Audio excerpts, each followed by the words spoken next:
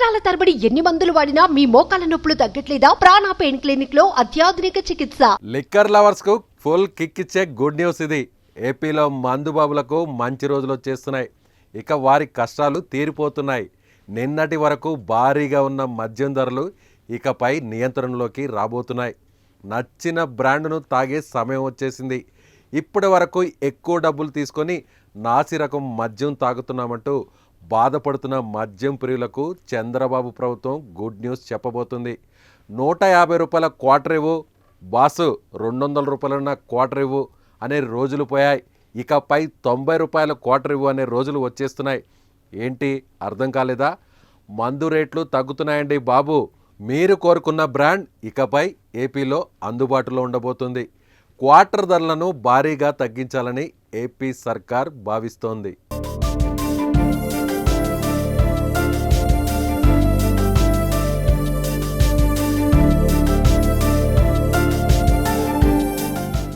ఎన్నికల్లో అఖండ విజయం అందుకున్న టీడీపీ కూటమి ప్రభుత్వం రాష్ట్ర మద్యం విధానంపై కూడా దృష్టి సారించింది. ప్రస్తుతానికి వైసీపీ విధానమే అమలవుతున్నా త్వరలోనే దానికి మంగళం పాడే ప్లాన్ సిద్ధం చేస్తోంది.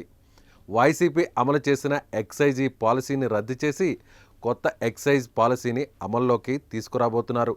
అందులో భాగంగా కొత్త మద్యం పాలసీ, ప్రొక్యూర్మెంట్ పాలసీపై ఎక్సైజ్ శాఖ కసరత్తు జరుపుతోంది.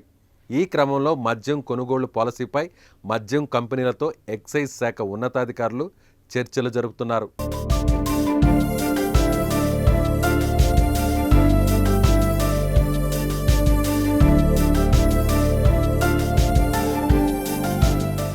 అధికారంలోకి వచ్చాక మందుబాబుల కష్టాలను తొలగిస్తామని చంద్రబాబు, పవన్ కళ్యాణ్ హామీ ఇచ్చారు.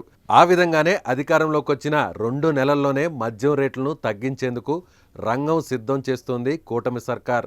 నాసిరకం మద్యం మార్కెట్లో ఉండడానికి వీల్లేదని ఇప్పటికే ముఖ్యమంత్రి చంద్రబాబు నాయుడు ప్రభుత్వ అధికారులకు స్పష్టమైన ఆదేశాలు జారీ చేశారు. అలాగే పేదలు, నిరుపేదలు వాడే మద్యం క్వార్టర్ ధర ఇకపై 100 రూపాయల్లోనే ఉండేలా చర్యలు తీసుకోవాలని ఎక్సైజ్ శాఖ అధికారులకు సీఎం చంద్రబాబు స్పష్టం చేశారు. దీంతో ఇకపై 100 లోపే చీప్ బ్రాండ్ దొరకనుంది. 2019 కంటే ముందులా 80 రూపాయలు, 90 రూపాయలకే క్వార్టర్ సీసాలను విక్రయించనున్నారు. గత జగన్ ప్రభుత్వ హయాంలో మినిమం క్వార్టర్ మద్యం సీసా ద్వారా 200 రూపాయలుగా నిర్ణయించారు. అంతేకాకుండా ఎవరికీ తెలియని పిచ్చి బ్రాండ్లు విక్రయించడంతో తీవ్ర విమర్శల పాలయ్యారు.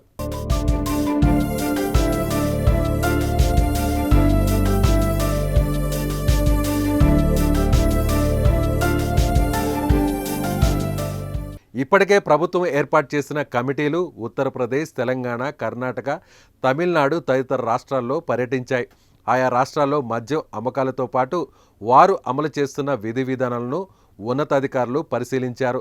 అలాగే మద్యం తయారీ, విక్రయాల్లో ప్రభుత్వం అనుసరిస్తున్న విధానాలను సైతం వారు పూర్తిగా అధ్యయనం చేసినట్లు సమాచారం. అందుకు సంబంధించిన నివేదికను మరికొద్ది రోజుల్లో ప్రభుత్వానికి అధికారులు అందజేయనున్నారని తెలుస్తోంది. వచ్చే నెల మొదటి వారంలో రాష్ట్రంలో అన్ని రకాల బ్రాండ్ల విక్రయాలకు ప్రభుత్వం అనుమతినివ్వనుంది.